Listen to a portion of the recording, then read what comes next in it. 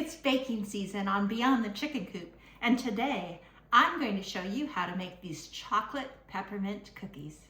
We're going to make chocolate peppermint cookies with peppermint candies. So we're going to get started with the candies first. I need about half a cup of crushed peppermint candy, and I'm just going to use these little mini candy canes. I'm just going to put them into a little sandwich bag to kind of keep them contained. And I'm going to use a cutting board and a meat mallet.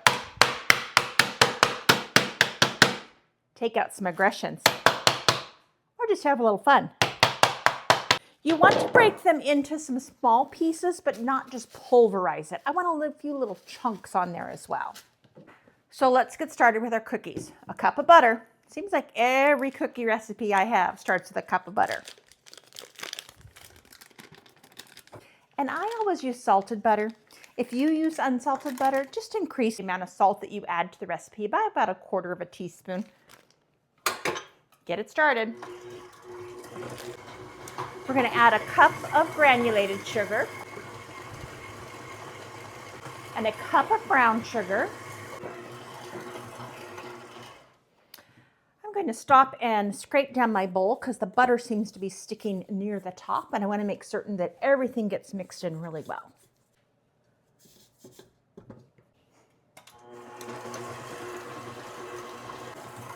As soon as I see that that's well mixed and there's no chunks of butter left and that everything looks really nice and creamy, I'm going to add my eggs.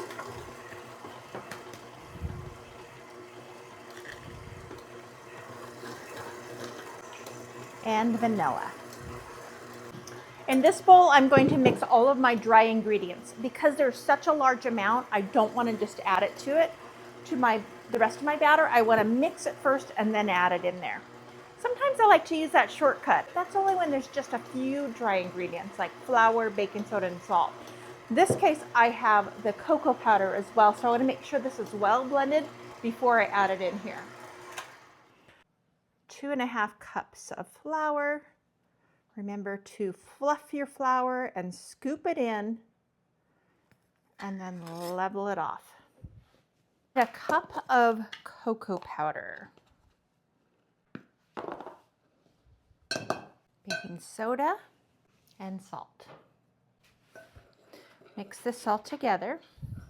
Ooh, I forgot to add my peppermint. I need a teaspoon of peppermint extract. That mixed up in there. I can smell that peppermint. Okay, we're going to add in our dry ingredients. I'm just going to put them all in at one time.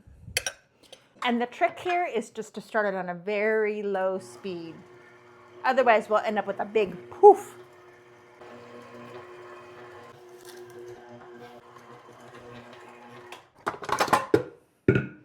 Our dough is ready. Get all off that. Just go around real quick. This is a very stiff dough. You can see how it's just really stuck together. I just want to make certain that there's no dry bits on the bottom or on the sides or any butter left anywhere. When I'm baking a lot of cookies, I don't worry about washing my cookie sheets in between unless they get dirty. And I reuse the parchment paper a few times until it becomes too brittle or if it becomes too dirty. But I just use these for another batch of cookies and I'm going to reuse it again. So we're going to use a cookie scoop to help form the shape of these cookies. That keeps them consistent in size and makes it really easy.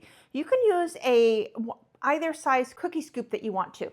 So to tell the size of a cookie scoop, right inside on this little lever piece that moves is a number. This one says 60 and this one is a size 40. So the smaller the number, the bigger the number, the smaller the scoop. We're going to use a number 40. You can really make them any size that you wanted. We're just going to create this from the scoop, and then I'm just going to dip the very tip of this right into the peppermint candies. I don't want a ton of peppermint candy on here. I just want it on the very top.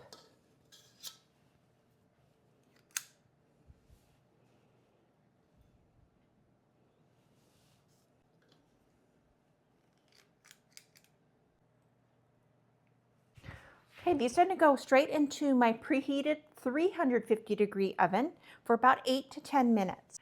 Okay, these first cookies are out of the oven. You can see that the peppermint has kind of melted a little bit into the cookie, and these are exactly how we want them. Now, if you were to use the smaller cookie scoop, they're going to cook a little bit quicker.